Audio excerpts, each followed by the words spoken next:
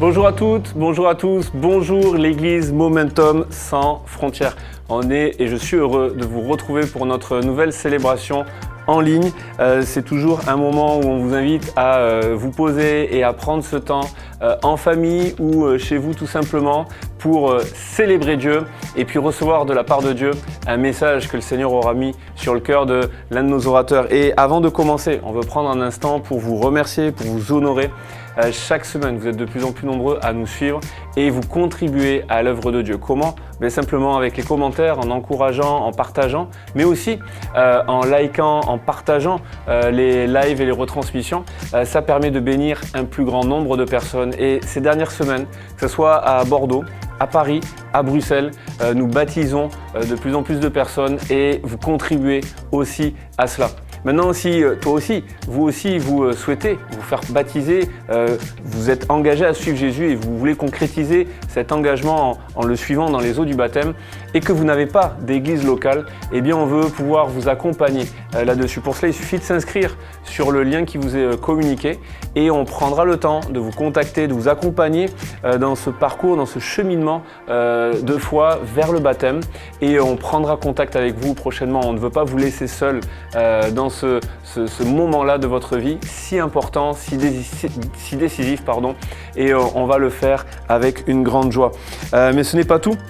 À travers la mission Momentum, on voit aussi Dieu à l'œuvre. Dieu n'est pas limité par les quatre murs d'une maison, par les quatre murs d'un bâtiment, par les quatre murs d'une église.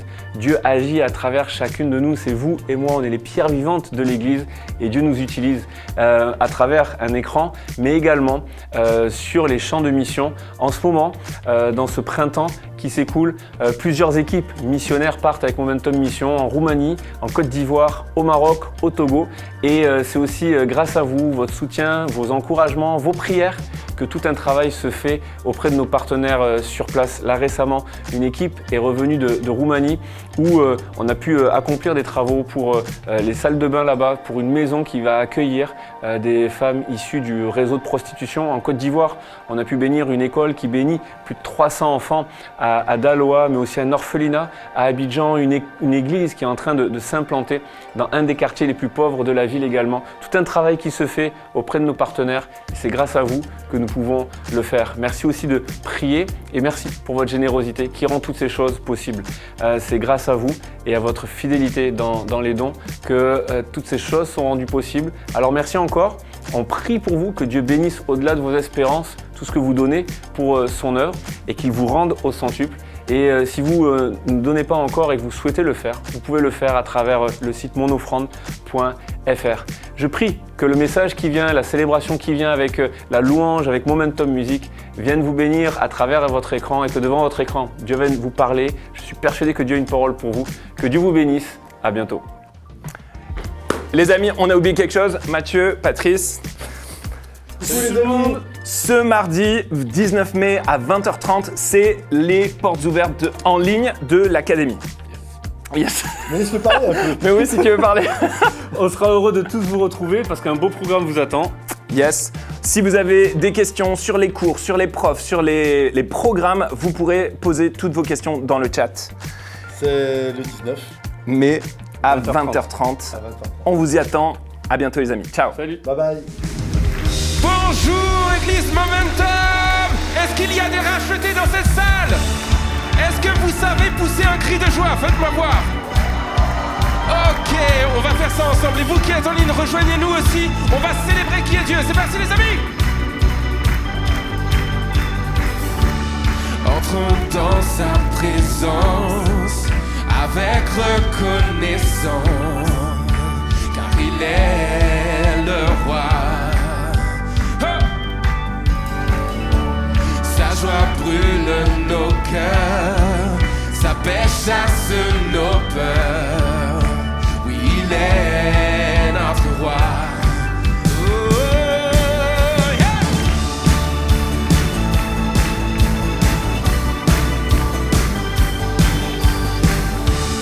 Entrons dans sa présence avec reconnaissance, car il est le roi. Oh. Sa joie brûle nos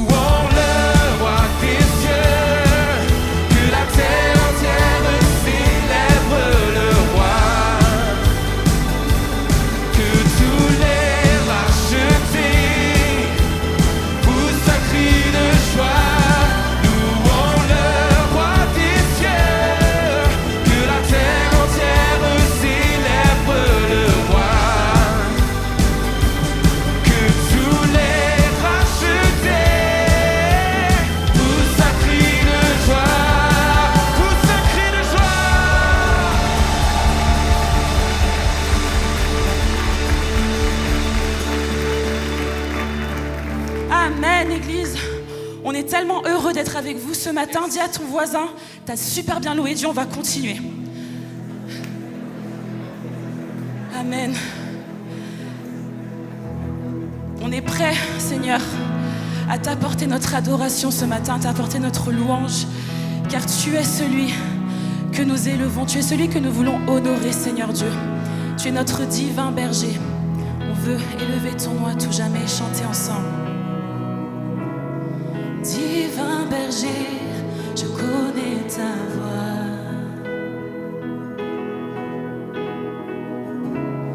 Prince de paix, je demeure en toi.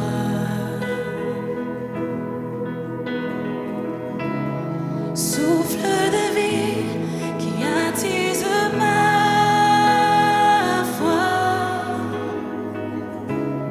Tu me conduis dans toutes tes voies. Et nous le chantons. Tu es Dieu de lumière, tu es mon univers, tu es mon rocher sur la terre, mon sanctuaire.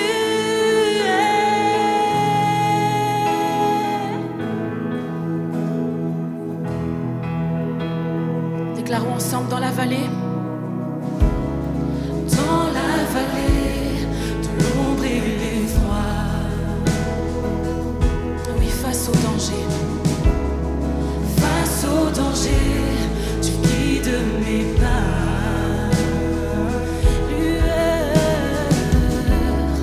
Lueur du ciel, ta lumière vit en moi. Père éternel, tu soutiens ma foi. Chantons, tu es Dieu de lumière, tu es mon univers, tu es mon rocher sur la terre, mon sanctuaire. Tu es Dieu de lumière, tu es mon univers, tu es ma source en plein désert, mon sanctuaire.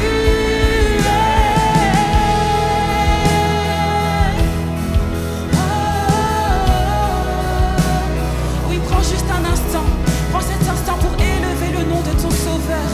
Celui qui mérite toute l'adoration, c'est lui. Et dans ce lieu, lève tes bras dans le sanctuaire. Oui, Jésus, tu es tout pour moi, Seigneur.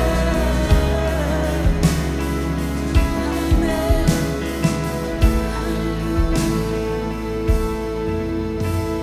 Ce lieu est rempli de ta gloire, est rempli de ta gloire. Toi, mon Dieu, mon Père, mon sanctuaire. Ce lieu est rempli de ta gloire, est rempli de ta gloire. Toi, mon Dieu, mon Père, mon sanctuaire. Déclarons-le encore, ce lieu est rempli de ta gloire, est rempli de ta gloire. Toi, mon Dieu, mon Père, mon sanctuaire. Dans ce lieu est rempli de ta gloire, est rempli de ta gloire. Toi,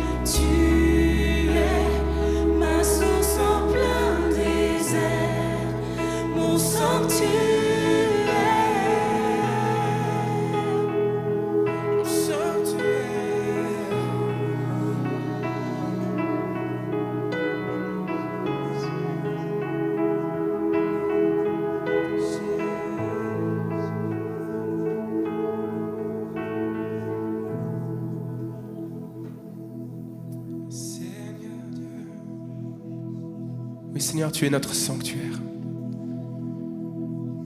Tu es notre sécurité ici sur cette terre, mon Dieu. Tu es notre source en plein désert, mon Dieu. Laissez-moi juste vous lire un verset, les amis, alors qu'on reste dans ce temps d'adoration. Car l'esclave qui a été appelé dans le Seigneur est affranchi du Seigneur. De même, l'homme libre qui a été appelé est un esclave de Christ. Que ce matin, nous puissions chanter ce chant en pensant à ces paroles. Et j'aimerais juste te dire ce matin que la vraie liberté se trouve dans le fait d'être esclave de Christ. C'est peut-être contradictoire dans nos têtes, mais sache que alors que tu te soumets, alors que tu abandonnes tout à Christ, que tu te fais son esclave, sois convaincu que c'est ça la vraie liberté. Tout ce qui te retient, toutes tes maladies, ce que tu prends sur toi, ne t'appartient plus, c'est à Christ. Et c'est Christ qui le porte pour toi. Alors je t'invite, mon frère, ma sœur, à chanter juste « Je m'abandonne, j'abandonne tout, Seigneur, au pied de la croix. Je t'abandonne tout parce que c'est toi qui es mon Dieu, c'est toi qui es le souverain sur ma vie. » Alléluia. Juste chantons ensemble, les amis.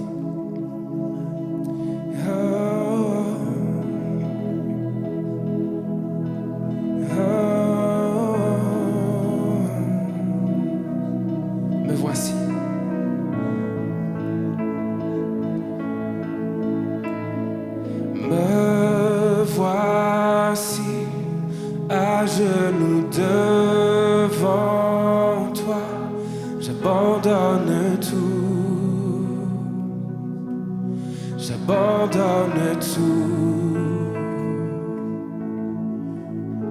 Mon seul désir, alors que tu m'attires, c'est d'être avec toi.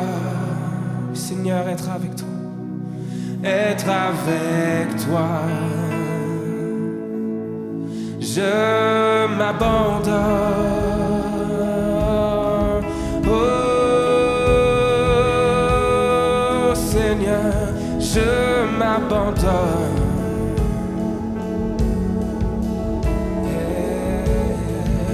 Par ta grâce, élève ta voix ce matin. Oh, par ta grâce, viens inonder mon âme. J'ai besoin de toi plus que jamais, Seigneur. J'ai besoin de toi. Mes bras ouverts, tu entends ma prière. Oh, parle à mon âme. Oh Seigneur, parle à mon cœur. Je m'abandonne.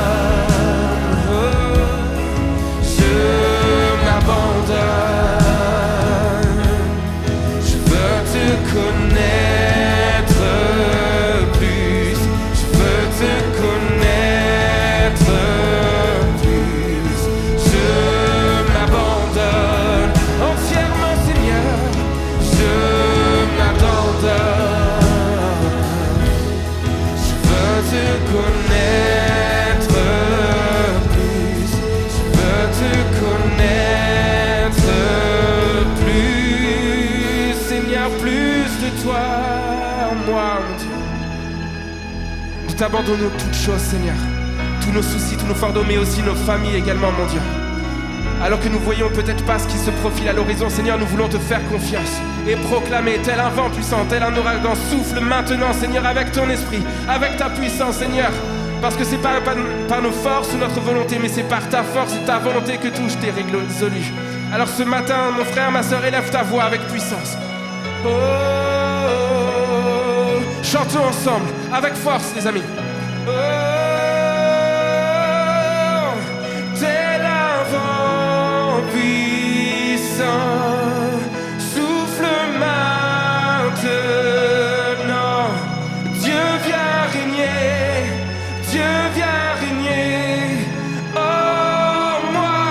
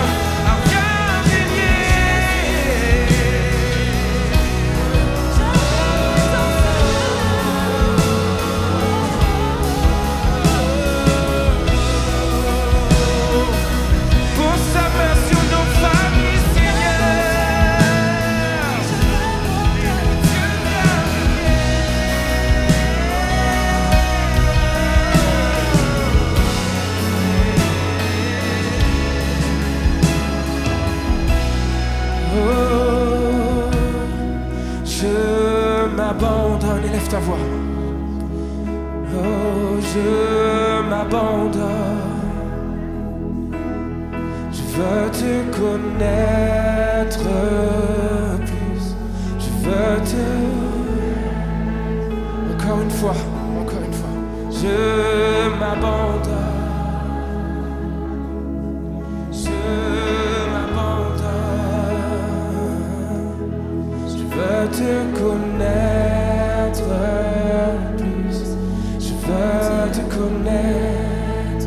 Oh, je m'abandonne pleinement, Seigneur, entièrement.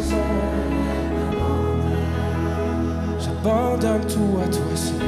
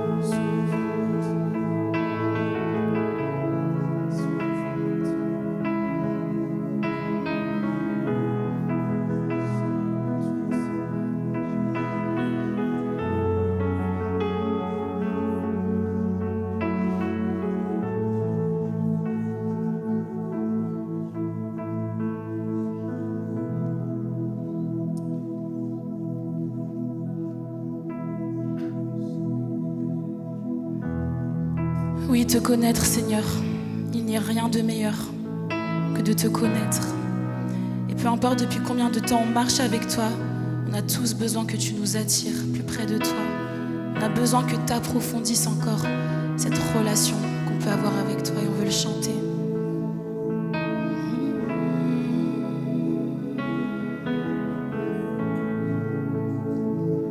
Chantons ensemble, attire-moi. Attire-moi à toi.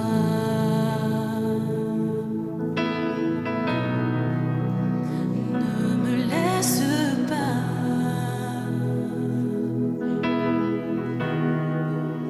Je veux tout abandonner et restaurer notre amitié. Tu es mon désir.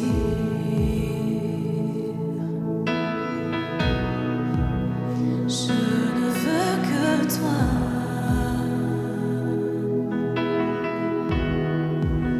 Rien ne peut te remplacer.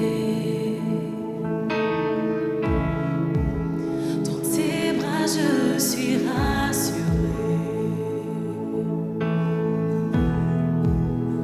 Montre-moi la voie qui me ramène à toi. Déclarons-le ensemble, il est tout pour moi. Tu es tout pour moi.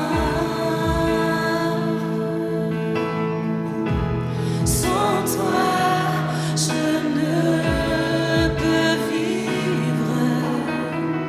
Tu es tout pour moi. Garde-moi près de toi. Et que son Église le déclare à nouveau. Attire-moi, Seigneur. Attire-moi à toi. Ne me laisse pas. Ne me laisse pas. Oh oui, Seigneur, car je veux tout abandonner. Je veux tout abandonner pour restaurer notre amitié. Tu es mon désir. Tu es mon désir. Et nous ne voulons que toi, Jésus.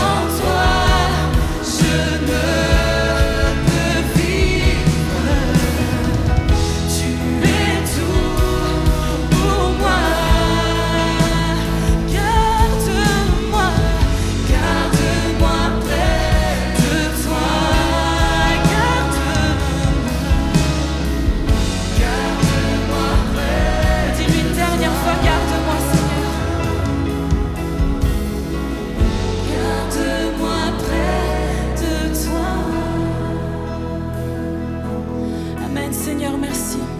Merci pour ce temps dans ta présence, Jésus. Merci parce que nous pouvons compter sur toi, Seigneur. Tu es tout pour nous, nous voulons apprendre à plus te connaître. Nous te remettons la suite de cette célébration, Seigneur. Et nous t'acclamons pour qui tu es, Jésus. Béni sois-tu. Amen.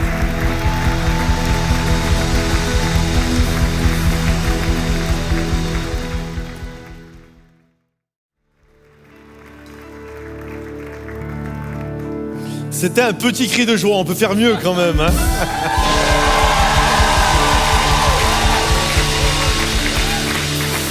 Soyez la bienvenue à l'église Momentum. J'aimerais juste avant que vous repreniez vos places, prenez un instant pour saluer les quelques personnes que vous n'avez pas encore saluées.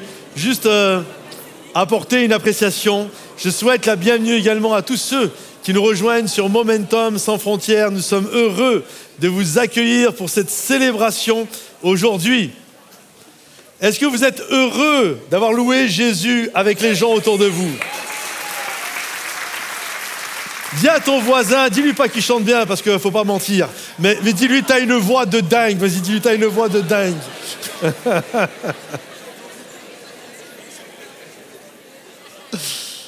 Je suis heureux d'être là ce matin et de pouvoir vous apporter le message. J'aimerais juste vous partager quelque chose que j'ai vécu cette semaine et assez cocasse. Lorsque je prépare mon message, en règle générale, je commence à préparer mon message le jeudi.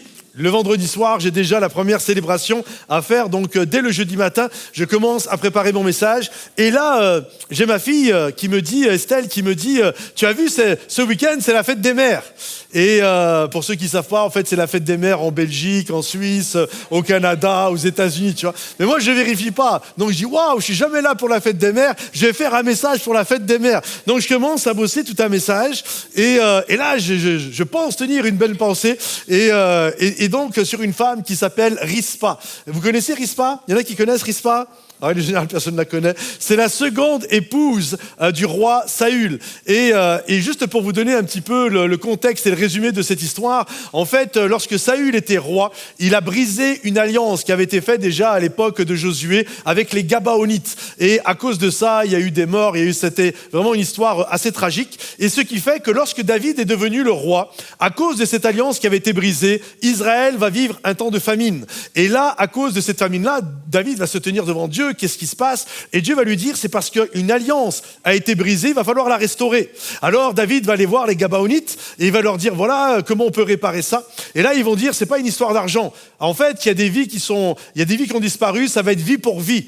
Et donc, David, ce qu'il a fait, il a été voir la seconde épouse du roi Saül, qui s'appelait Rispa, et il a pris ses enfants, et 7 enfants, et il les a donnés aux Gabaonites, et les Gabaonites ont pendu, ça devait certainement être des adultes à ce moment-là, mais ils les ont pendus. Et la Bible nous dit que Rispa s'est tenue là où c'est qu'il y avait ses enfants pendus, parce qu'elle voulait une sépulture pour ses enfants, elle voulait se battre pour l'honneur et la dignité, et elle s'est tenue là. Et la nuit, lorsque les vautours venaient, elle chassait les vautours. Et durant la journée, quand les bêtes sauvages venaient, elle chassait les bêtes sauvages jusqu'à ce que David l'entende et qu'il puisse être enterré avec honneur. Et lorsque j'ai vu cette histoire, je me suis dit, waouh, quelle belle histoire d'une femme qui se tient la nuit, qui rejette et qui chasse les bêtes sauvages. Et je dis à ma femme, ça serait une belle histoire ça pour la fête des mères. Elle m'a dit non, l'histoire des pendus, laisse tomber, c'est pas bien. C'est pas une bonne histoire, ça. Alors, je dis, ok, très bien, j'écoute ta sensibilité féminine. Et c'est vrai que c'était un petit peu trop viril, l'histoire. Et donc là, je trouve une autre histoire, l'histoire d'une Sunamite. J'ai déjà prêché sur ce texte-là, sur cette femme-là. Et moi, j'arrive donc le vendredi soir, je suis super excité, super heureux. Et je dis aux gens, je commence mon intro comme là, et je dis aux gens, vous savez, ce week-end, c'est un week-end spécial.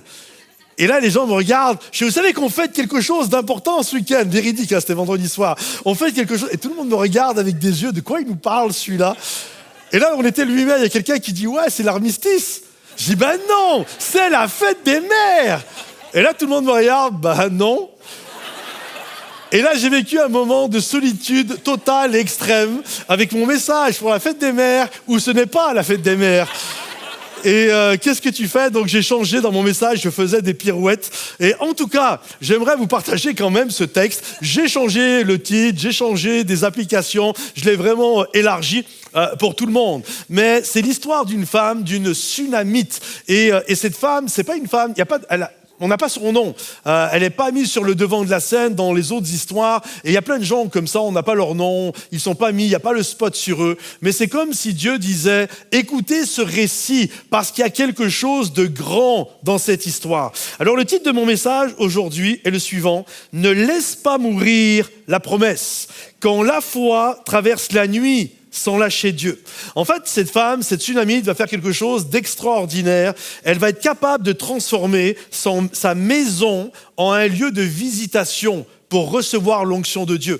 Et même si ce n'est pas la fête des mères, nous sommes dans la thématique de la famille. Et je crois qu'une des choses qui est importante dans nos maisons, de les construire, c'est important. D'avoir les bonnes relations, c'est important. De protéger notre maison, c'est important. De guérir nos blessures du passé, comme j'ai prêché la dernière fois, c'est important. Mais je crois aussi, une des choses capitales, c'est de faire de nos maisons un lieu où la présence de Dieu va y résider. Et que ceux qui sont d'accord, dites Amen. Premièrement, cette Sunamite, elle n'a pas seulement une maison, elle sait y faire une place pour Dieu. Laissez-moi juste vous donner le contexte de cette histoire. Ça se passe à l'époque d'un prophète qui s'appelle Élisée. Et la Bible nous dit que Élisée passait souvent par la ville de Sunem. Et là, dans cette ville de Sunem, il y a cette femme, cette Sunamite de haut rang, une femme distinguée, une femme qui, avec son mari, ont des moyens financiers, ont une vie assez confortable, et ils aiment l'hospitalité. Alors, ils se disent, ça serait bien que quand le serviteur vient, quand l'homme de Dieu vient, eh bien, qu'on puisse s'occuper de lui, qu'on lui fasse un bon repas. Ça va vraiment être top de faire ça. Et effectivement, cet homme vient, et là, Élisée, c'est un homme d'onction, c'est un homme de la présence de Dieu. Et donc, à chaque fois, le couple est béni. Et là, la femme, elle a une idée. À un moment donné, elle dit à son mari, écoute, cet homme, vraiment, quand il est là, il y a quelque chose. Ça serait bien qu'on puisse lui faire une pièce dans notre maison, pas juste pour le recevoir à manger, mais vraiment pratiquer l'hospitalité, vraiment qu'on puisse vraiment le bénir, cet homme-là. Et viens, on lui fait une chambre. Regardez ce qu'il est dit. Faisons une petite chambre haute. Et là, dans cette petite chambre haute, ils vont faire quelque chose de très sommaire. C'est pas une maison Pinterest. C'est vraiment la maison est très simple, la pièce est très simple. Il y a un lit, il y a un chandelier, il y a un siège, une chaise et une table. Et c'est tout ce qu'il y a. Mais ils veulent recevoir cet homme de Dieu. En substance, ce qu'elle dit, cette femme, cet homme qui passe ici régulièrement, c'est pas un homme comme les autres. C'est un homme qui amène la présence de Dieu, et il est bon que la présence de Dieu soit dans notre maison. On doit comprendre que dans l'Ancien Testament, c'est pas comme dans le Nouveau Testament. Aujourd'hui, nous sommes dans ce qu'on appelle les temps de la fin. À partir du Nouveau Testament, après la venue de Jésus, l'Esprit de Dieu, le Saint-Esprit, a été répandu sur toute chair. Mais dans l'Ancien Testament, c'est pas tout le monde qui avait l'Esprit de Dieu. C'était quelques rois qui l'avaient, des prophètes qui l'avaient, c'était des personnes bien ciblées qui avaient le Saint-Esprit. C'était pas le peuple entier qui avait l'Esprit de Dieu. Et donc, quand un homme avait l'Esprit de Dieu, il représentait quelque chose d'important. Et cette famille, cette femme veut que la présence de Dieu, elle reconnaît la présence de Dieu, et elle veut que la présence de Dieu soit là dans sa maison. Et j'aime cette pensée de cette femme qui est hospitalière. Moi, je me souviens quand, il y a quelques années de ça, en arrière, quand j'étais pasteur à Beaune, il y a un ancien couple qui est là avec nous aujourd'hui, qui était à Beaune. Et quand je me suis retrouvé dans cette église, bon, c'était le début, j'étais au début de la trentaine, c'était le début de mon ministère. Et moi, la phrase que j'aimais bien dire aux gens, qu'est-ce que je peux faire pour toi, pour t'aider? On n'était pas nombreux. Je pourrais pas faire ça aujourd'hui avec 2000 personnes, mais là, on était 25, 30, je sais pas comment on était. Et donc, j'aimais dire ça. J'étais zélé, je suis toujours zélé, mais qu'est-ce que je peux faire pour t'aider, etc. Et je me souviens, au bout de quelques temps, l'église, elle a grandi, puis il y a des Africains qui sont arrivés. Il y a une famille gabonaise, j'allais dire gabaonite, une famille gabonaise qui est c'est parce que tout à l'heure je parlais des Gabaons, c'est pour ça. Et une famille gabonaise qui est arrivée. Et là, je me souviens, il y avait une dame, elle avait, elle avait l'âge de ma maman. Et je me souviens, à la fin de la réunion, elle est là, elle me dit bonjour, ça va, papa pasteur? Et moi, j'avais jamais entendu cette expression. Et là, je regarde la dame, et j'ai dit, mais vous pouvez être ma maman quand même. Et là, elle m'a dit, qu'est-ce qu'on peut faire pour vous aider? En fait, à ce moment-là, je prêchais dans toute la Côte d'Or, c'est-à-dire le département, le 21, et je prêchais 4-5 fois par semaine. Il y avait 3-4 soirs où j'étais pris. Et donc, elle voyait tout ce que je faisais. Et à chaque fois qu'elle me voyait, et d'autres qui sont, qu'est-ce qu'on peut faire pour t'aider? Et j'aime cette pensée des gens qui désirent aider le serviteur. Je prêche pour ma paroisse, là. C'est bien quand vous désirez nous aider. Vraiment. Et cet homme et cette femme avaient vraiment ce cœur. Ils n'avaient pas été nombreux à dire amen, hein? Et cette femme, elle est là, elle veut bénir le serviteur, elle veut bénir l'homme de Dieu. En fait, elle veut bénir ce serviteur. Et j'ai noté ceci, certaines personnes habitent une maison, mais d'autres transforment une maison en un lieu de visitation. En fait, elle se dit, là, il y a quelque chose. Quand cet homme, Dieu vient, il y a la présence de Dieu qui est là, il faut faire de la place. Et c'est pour ça qu'elle va dire à son mari, viens, on lui fait cette chambre haute. Viens, on lui met un lit, une table, un siège, une lanterne. Viens, on fait quelque chose. Il est important de recevoir et d'avoir dans sa maison la présence de Dieu et que tous ceux qui le croient, faites vraiment du bruit, s'il vous plaît. Et je vous encourage, non pas à m'inviter à me faire une petite chambre haute, c'est pas ça la pensée, mais la pensée c'est de se dire, ma maison doit être une maison où il y a la présence de Dieu. Ma maison doit être une maison où nous recevons la gloire et la grâce de Dieu parce que nos maisons sont belles quand l'Esprit de Dieu déborde de nos maisons et vous dites Amen s'il vous plaît. En fait, elle ne fait pas juste une place pour l'homme de Dieu, elle fait une place pour la présence de Dieu. Parce que quand il y a la présence de Dieu, il y a des choses extraordinaires qui prennent place dans les maisons. Et je bénis Dieu pour toutes les personnes qui sont dans ce lieu et qui n'ont pas fait que élever des enfants. Ils ont aussi élevé dans leur maison, ils ont élevé la présence de Dieu. Je bénis Dieu pour tous ceux qui dans leur maison, quand il y avait de l'inquiétude, ils ont su amener de la prière, même si c'était compliqué, de la prière et de la foi pour contrer l'inquiétude. Je bénis Dieu pour toutes les maisons, pour toutes les personnes où on a amené de la grâce à la place de la dureté. Je bénis chaque personne et je crois qu'il y a cet appel dans nos vies de dire je vais amener ces choses-là. Et ces choses-là, c'est le fruit de l'Esprit dans nos vies, c'est le fruit du Saint-Esprit dans nos maisons. Et je vous encourage à dire je veux que dans ma maison, il y ait, que ça soit une place où la présence de Dieu va y résider. Deuxième chose, la Bible nous dit, elle reçoit une promesse qu'elle n'osait même plus demander. Ça vous arrive parfois de ne même plus oser demander à Dieu quelque chose? En fait, elle va recevoir une promesse de la part. En fait, juste le contexte, Élisée, donc, qui vient régulièrement, c'est une maison, elle vient régulièrement, il vient dormir dans cette maison, il mange, les gens le reçoivent vraiment bien. C'est vraiment un couple qui aime Dieu. Et Élisée se dit, mais qu'est-ce que je peux faire pour les bénir? Et donc, il va discuter avec son serviteur qui s'appelle Géasi. Il dit, t'es pas au courant de quelque chose dont ils auraient besoin? Et là, Géasi va dire, ben voilà, en fait, c'est un couple qui n'arrive pas à avoir d'enfants. Ils n'ont plus d'enfants. Ils n'ont pas d'enfants. Et il y a de la stérilité, ça, et le temps passe, et maintenant ils ont un certain âge, etc. Et là, le serviteur, Élisée, va dire, OK, appelle-les s'il te plaît. Et là, les deux vont se présenter, et voici ce que Élisée va dire. À cette même époque, l'année prochaine, tu embrasseras un fils. Et là, la réponse de cette femme, elle est bouleversante. La plupart d'entre nous, on entend quelque chose comme ça, on va dire hipipipoura, waouh, je saisis par la foi, plus de bénédictions. C'est grosso modo, c'est à peu près ça. Elle, écoutez ce qu'elle va dire. On sent quelque chose de fort qui sort de son âme. Elle dit, ne trompe pas ta servante.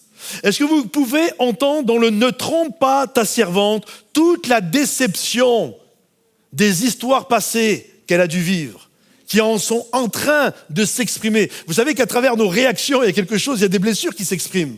Et là, il y a quelque chose qui est en train de s'exprimer. Ne me trompe pas. Il y a déjà des gens qui sont venus me voir en me donnant des paroles de Dieu, que j'aurai un bébé, que j'aurai un enfant, que j'aurai ceci, que j'aurai tel ministère, que j'aurai tel travail, que je vais pouvoir me marier, que peu importe. Il y a tellement de gens qui m'ont dit, qui m'ont donné des paroles, et ça m'a tellement blessé à chaque fois. Et à chaque fois, je suis obligé de refaire le deuil de ça, de refermer la parenthèse de ça. Ne me trompe pas.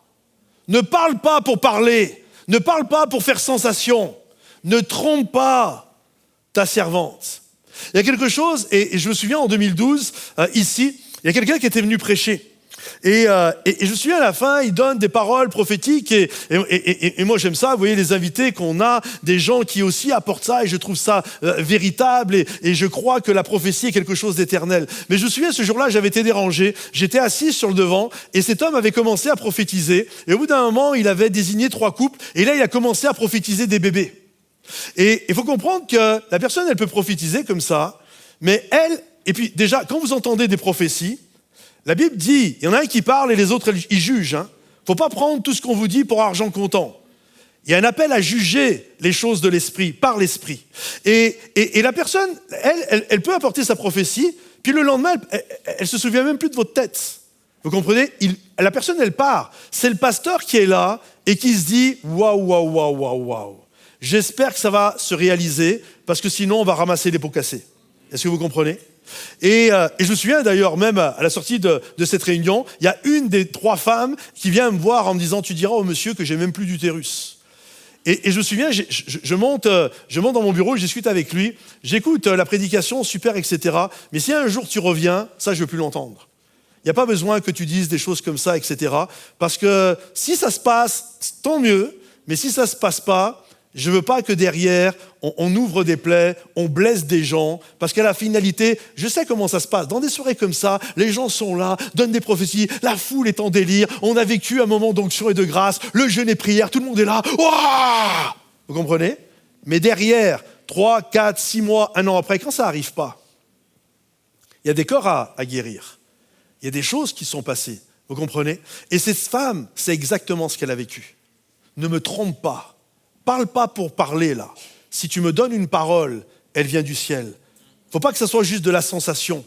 Faut que ça soit une parole qui vienne littéralement de Dieu. J'ai noté ceci, il y a des blessures si anciennes qu'on souffre de ne plus oser espérer. Mais c'était une véritable parole de Dieu, pour le coup. Et la promesse qui avait été faite va s'accomplir et va se réaliser. Et là, il y a un fils qui va naître. Et j'imagine la joie dans la maison, la vie débordante. Il y a quelque chose, ça respire autrement. Il y a une joie, le ciel a parlé. Il y a quelque chose d'extrêmement beau qui est arrivé. Et je crois à cette réalité quand nous faisons de la place dans nos maisons, comme la Sunamite et son mari avaient fait. Quand nous faisons de la place à nos maisons, alors Dieu vient et il a la capacité d'agir puissamment. Et que tous ceux qui veulent faire de la place dans leur maison, dites Amen. Amen. Troisièmement, puis la promesse meurt dans ses bras. Aïe. Là, le récit devient foudroyant. L'enfant va grandir, 2 ans, 4 ans, 5 ans, 6 ans. Je ne sais pas quel âge il a. Mais en tout cas, c'est un enfant. Et là, il commence à se plaindre de sa tête. Aïe, j'ai mal à la tête. Il va voir son papa, j'ai mal à la tête. Et là, son papa fait ce que tous les papas font. Il va dire, va voir ta mère. Et le petit garçon va voir sa maman. Et la Bible nous dit, il y en a, vous connaissez ça.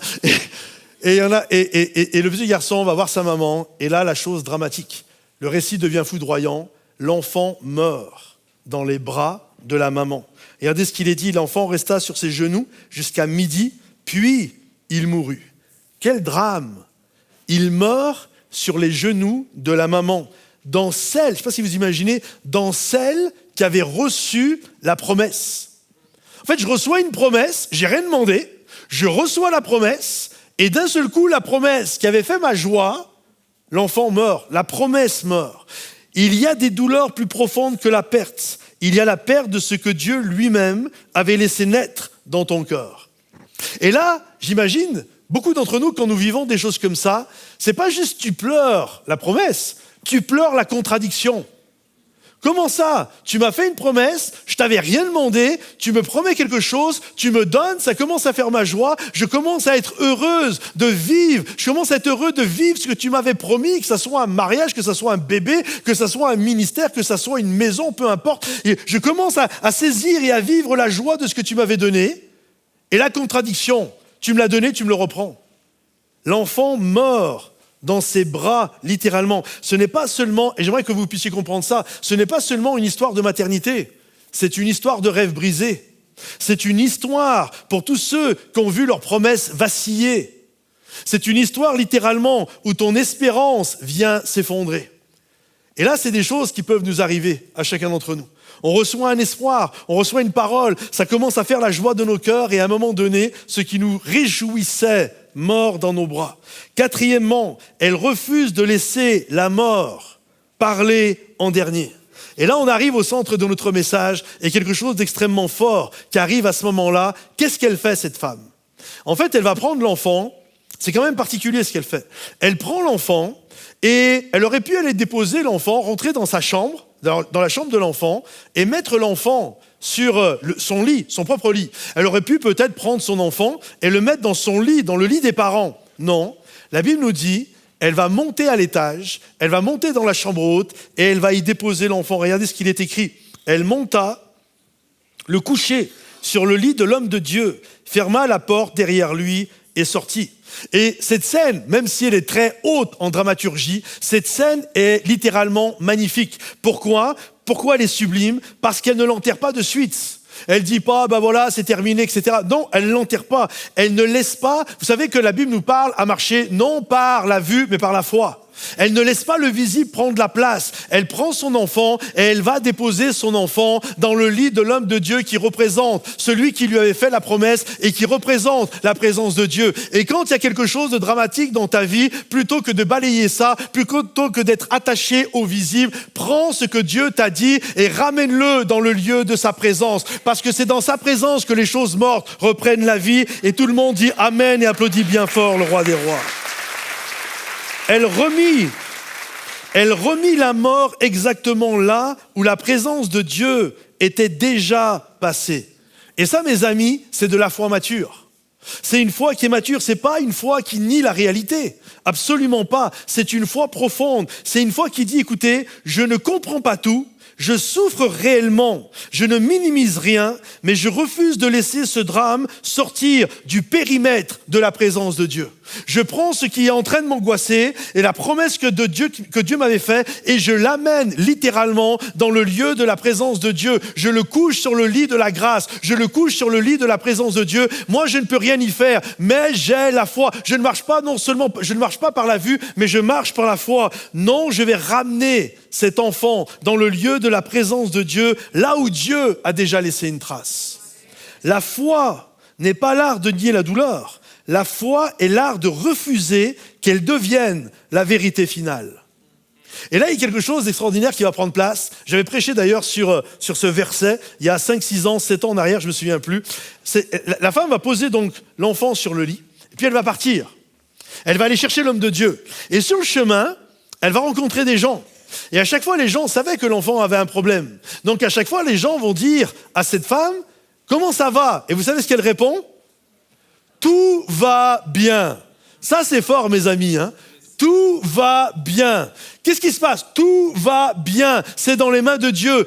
Dites avec moi, tout va bien. Quels que soient les combats et les difficultés que tu vis, tout va bien. Pourquoi ? Parce que les promesses de Dieu sont oui et amen, pas en toi. Elles sont oui et amen en Jésus. Si elles étaient oui et amen en toi, sur tes forces à toi, il y a de quoi s'inquiéter. Mais elles ne sont pas oui et amen dans tes forces à toi, dans les forces du pasteur, absolument pas. Elles sont oui et amen en Jésus.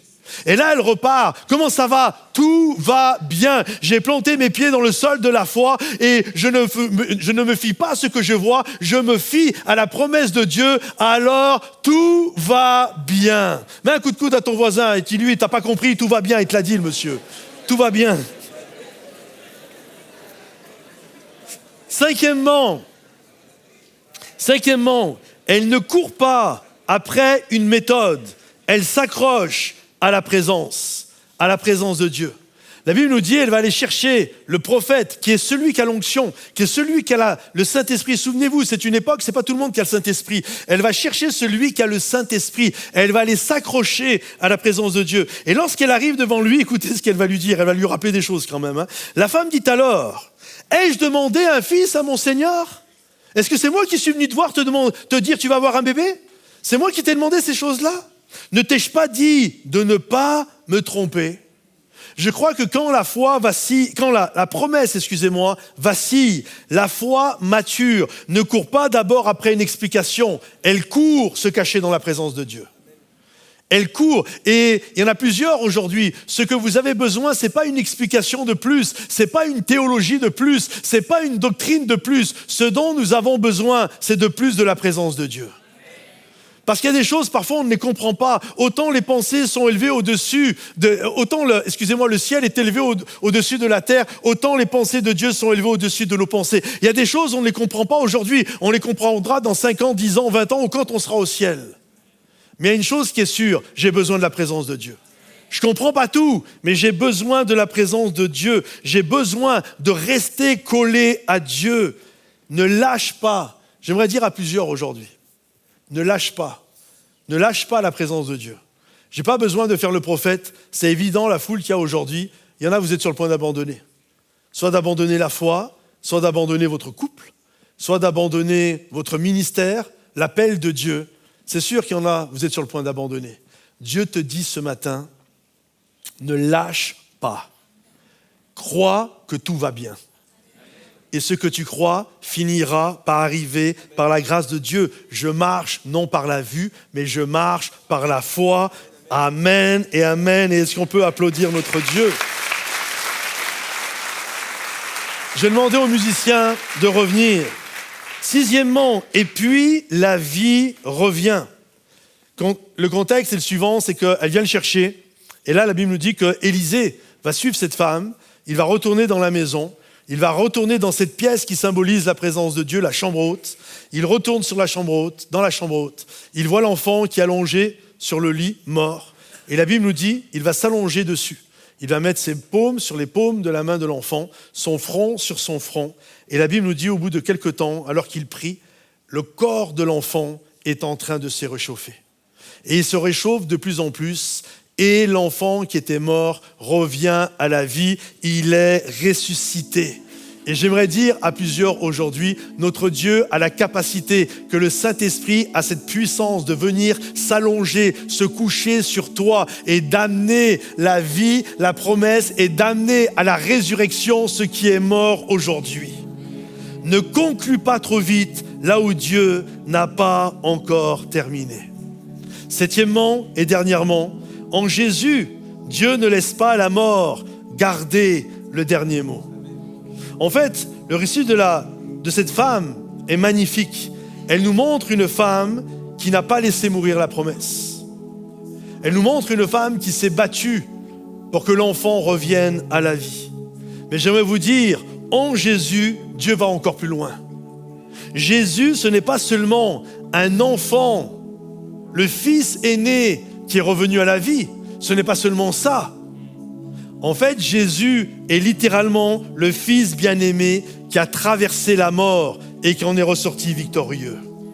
Il est celui qui a renversé les ténèbres afin d'amener la lumière là où il y avait l'obscurité. Il est celui qui est ressuscité. Je notais ceci, le Dieu de la Bible est le Dieu qui ne laisse pas la mort parler en dernier. Est-ce que tu le sais que ce n'est pas la mort qui va parler en dernier? Je le crois de tout mon cœur. Je crois que pour beaucoup de gens, la croix était un lieu d'infamie. La croix était un lieu de honte. Mais j'aimerais vous dire, la croix dans la pensée chrétienne, c'est l'endroit où tout a été renversé, où nos condamnations ont été mises. C'est l'endroit où la mort a été vaincue. C'est l'endroit où la maladie a été vaincue. C'est l'endroit où l'injustice a été vaincue. Je le crois. La croix semblait dire, c'est fini, la honte a gagné, mais le 3e jour, il est ressuscité. Il est ressuscité. La pierre n'aura pas le dernier mot. Le tombeau n'aura pas le dernier mot. J'aime et je crois que mon Dieu est capable de changer le désespoir en espoir. En Jésus, la dernière phrase n'appartient jamais à la tombe. La dernière phrase appartient toujours en Jésus. Alors aujourd'hui, je t'encourage à bâtir dans ta maison un lieu pour la présence de Dieu. Un lieu, je ne vais pas juste bâtir une maison pour bâtir une maison. Je veux que l'onction réside dans ma maison. Je veux que ma maison soit une maison pour la gloire de Dieu et que ceux qui le croient disent Amen et acclamez bien fort le roi des rois. Est-ce qu'on peut se lever à nos places, s'il vous plaît? Alléluia.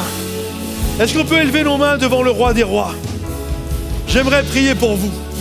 Seigneur mon Dieu, je prie pour toutes les personnes qui sont là. Et je prie que de toutes nos maisons, Seigneur mon Dieu, que nos maisons soient ta maison. Que nos maisons, Seigneur mon Dieu, soient un lieu où ta présence va y résider. J'aimerais faire un appel alors que les têtes sont courbées. J'aimerais faire un appel très simple ce matin. Si ce matin tu es là, que tu sois un chrétien ou que tu sois une personne qui est là pour là ou les premières fois, et que tu as besoin que dans ta maison, Jésus vienne y résider. Tu as besoin de recevoir Jésus, ou tu as besoin de dire, je veux mettre Jésus au centre de ma maison. J'ai besoin, je veux imiter la foi de cette Sunamite. Je veux pas juste quelqu'un qui passe, je veux un endroit où l'onction va y résider. Juste si c'est ton cœur et ton désir ce matin, si tu ne l'as pas encore fait, je t'invite à lever la main à ta place. J'aimerais prier pour toi. Alléluia, il y a des mains partout à travers ce lieu qui se lèvent. Encore d'autres mains qui se lèvent, d'autres mains. Tous ceux qui ont répondu à cet appel, je vous invite à sortir des rangs. Venez sur le devant. Venez, approchez-vous, approchez-vous, approchez-vous. On va prier pour vous, approchez-vous. Je vais demander à l'équipe de prière de venir prier pour les personnes. Je vais demander aux pasteurs de venir prier pour eux. Je vais demander à tous les responsables des groupes de maison de venir prier. Si tu es devant ton écran ce matin sur Sans Frontières, je t'invite juste là où tu es à te lever et juste dire à Seigneur, je veux que ma maison soit ta maison. Alléluia. Et pendant qu'on prie, toute l'équipe de louange va nous conduire dans ce chant. Ma maison est ta maison, cette maison est ta maison, et nous la remettons entre tes mains. Qu'on puisse le déclarer ce matin. Entre tes mains, Seigneur Jésus, cette maison est ta maison, nous la remettons entre tes mains. Jésus, proclamons-le sur nos familles. Oh, cette maison est ta maison, nous la remettons entre tes mains. Jésus, proclame-le sur ta famille. Cette maison est ta maison, nous la remettons entre tes mains. Jésus, oh, cette maison est ta maison, nous la remettons entre tes mains. Oh, Jésus, révèle-toi dans ce lieu, sois le roi. Remplis cet endroit, remplis cet endroit. Révèle-toi, oh, Jésus, sois le roi. Oh, viens, embrasse-moi, viens, embrasse-moi. Révèle-toi dans ce lieu, sois le roi. Remplis cet endroit, remplis cet endroit. Révèle-toi dans ce lieu, sois le roi. Reprenons les amis ensemble, reprenons les amis. Oh, révèle-toi dans ce lieu, sois le roi. Remplis cet endroit, remplis cet endroit.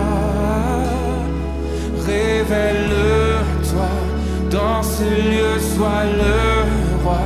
Viens, embrasse-moi, viens, embrasse-moi encore une fois.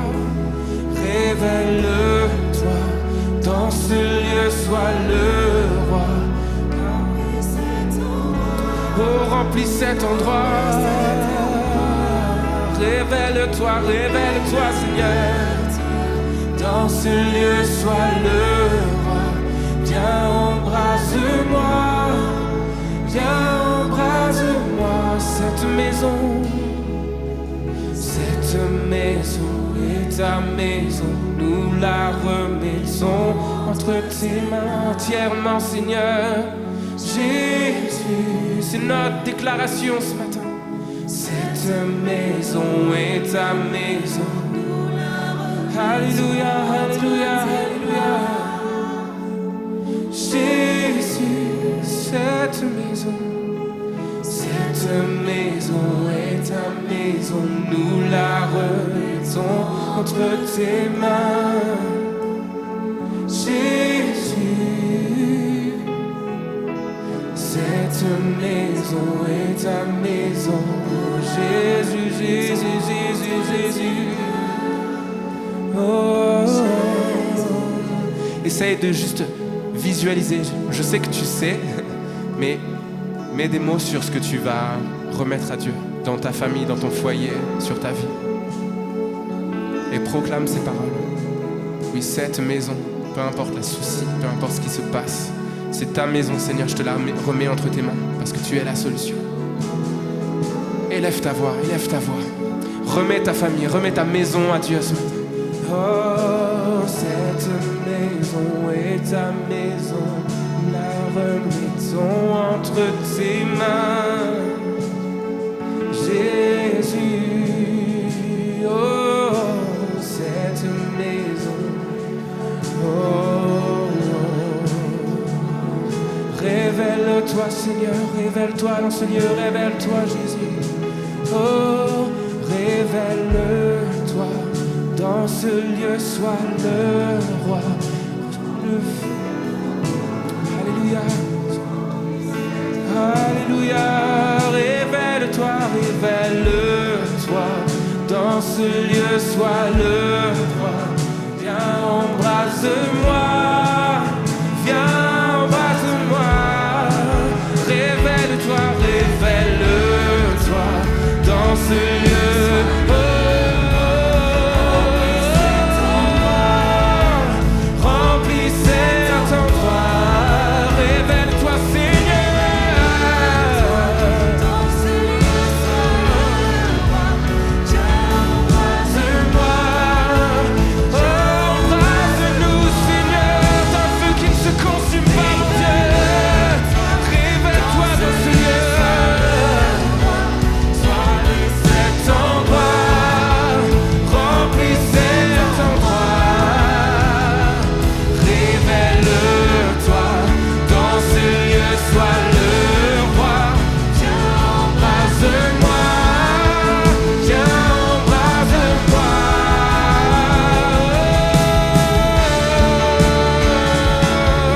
Embrase-nous, Seigneur, nous voulons voir ta main sur nos familles. Oh, cette maison est à toi, mon Dieu.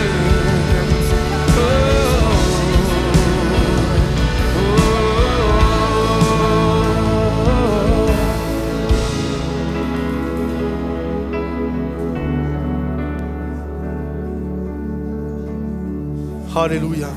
J'aimerais prier, et j'aimerais juste là où vous êtes, tous ensemble, ceux qui ont répondu comme tout le reste, ceux qui sont devant leur écran également, juste qu'on puisse faire cette prière, que tout le monde, on puisse sceller ce moment par l'Esprit de Dieu, que vous puissiez tous répéter après moi. Seigneur Jésus, je viens devant toi et je déclare que ma maison est ta maison. Je prie, Seigneur mon Dieu, pour que tu aies toute ta place dans ma maison. Que ma maison soit remplie de ta grâce, de ton onction. Que les promesses que tu as faites sur ma vie, je les saisis, car elles sont oui et amen. Dans le nom de Jésus, et tout le monde dit amen et acclame bien fort le roi des rois.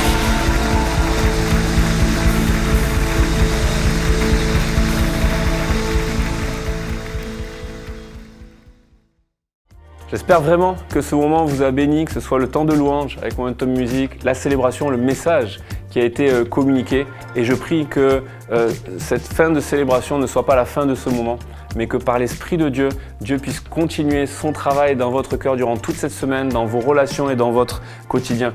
Parce que la marche avec Dieu, c'est un cheminement, c'est une marche pas juste aujourd'hui, pas juste ce moment, mais toute notre vie et durant tout notre quotidien. Si vous avez pris la décision de suivre Jésus récemment ou à travers cette célébration, alors je veux vous le dire, vous avez pris la plus belle décision de votre vie et on veut vous accompagner avec cela. Si vous souhaitez vous faire baptiser et encore une fois que vous n'avez pas d'église locale, inscrivez-vous et puis on va prendre contact avec vous, on va vous accompagner dans ce cheminement de foi. Et puis également, si vous avez besoin d'accompagnement, vous pouvez rejoindre des groupes, des temps de prière en allant tout simplement sur le site Momentum Sans Frontières. Parce que la foi, ce n'est pas un moment, c'est un chemin et vous n'êtes pas fait pour le vivre seul. Nous sommes une église, nous sommes une famille et nous voulons prendre le temps, être intentionnels pour vous accompagner dans votre foi. Alors merci d'avoir été avec nous aujourd'hui. On est tellement reconnaissants de vivre ces moments ensemble. Que Dieu vous bénisse. À bientôt.